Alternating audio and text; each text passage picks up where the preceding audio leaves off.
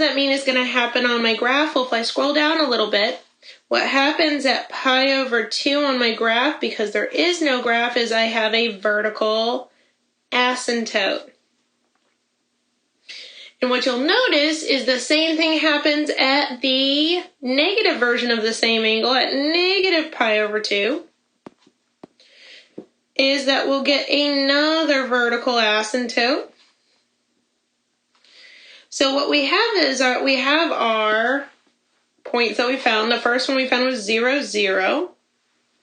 The next one was at pi over 3. We had, pi over 6. We had square root of 3 over 3, which is this point here. And at the next one, we had tangent of pi over 4 was 1. So notice that's why we're at 1 here at pi over 4 at the halfway mark. And the next point was square root of 3. And that happened at the next value. And then what we would have is the same exact values from 0 to negative 2 pi, but they would be negative. And because this would be in quadrant 4. Because why? Because in quadrant 4, if you remember right, what do we know about x's and y's? Well, what we would know is that x's are still positive and y's are negative. So what would that mean about tangent? It would mean that tangent, which remember is y over x, would have a negative divided by a positive, which would be a negative value. So we'd have the same values in quadrant 4, but they would be negative. So over here in quadrant 4, which would be the, the 0 to negative pi over 2 side, we'd have the exact same values, but negative. And that's what you'd see over here. So you'd have the same corresponding angles, but the y values would be the same, but negative. So instead of at negative pi over 4, instead of being at 1, you would be at negative 1. And at, negative pi over 3, instead of being at positive square root of 3, you'd be at negative square root of 3. And so on and so forth. And you'd have these vertical asymptotes. However, your graph does still continue on forever. What does that mean? Because I see my graph contained in between the two vertical asymptotes at negative pi over 2 and positive pi over 2. It means that this is your one period. This is the graph that you're going to repeat. So you're going to repeat these asymptotes, and it looks like almost like a cubic shape every period. So notice then we've got 2 more vertical asymptotes, and we've got that almost cubic shape. And what we would have if we were to keep on going is another asymptote, and again the cubic shape. And it would keep on going forever. So what we have is our asymptotes. We can see a pattern. Would be at, we said pi over 2. This one was at negative pi over 2. Notice the distance between them.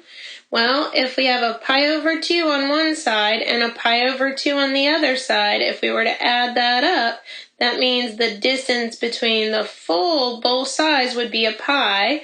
That means another pi later we would have our next asymptote. Well, adding a pi from pi over 2 would put us at 3 pi over 2. And you'd keep on going with this pattern. Adding another pi would actually put us at then 5 pi over 2. And what you'd start noticing is that there is a pattern that it's at odd multiples of pi over 2 for our vertical asymptotes.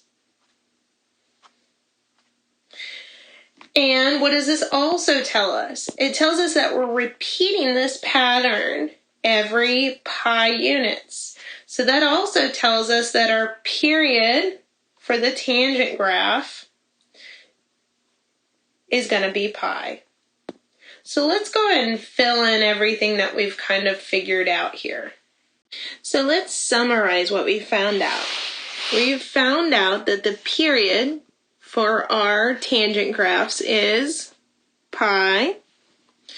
We've found out also, if we go back and look at our graphs, is that our x-intercepts were at 0, pi, and it looks like this one's at negative pi, so the next one would be in between the 3 pi over 2 and the 5 pi over 2, which would be 2 pi. So the x-intercepts, what this means is the x-intercepts are multiples of pi. So that would look like x equals n times pi, where n is an integer.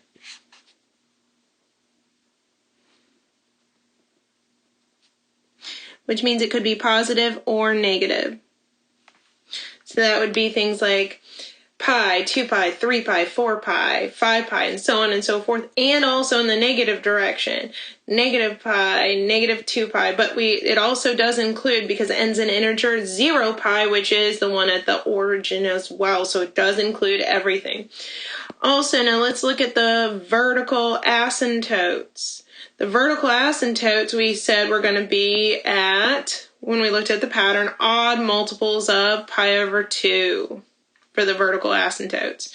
How do we write that out? Well, vertical asymptotes are going to be, we can write out odd multiples of pi over 2, which is going to be 2n plus 1 times pi over 2. And remember, they're vertical lines, so it needs to be x equals. And again, just like with the x-intercepts, that is included where n is an integer.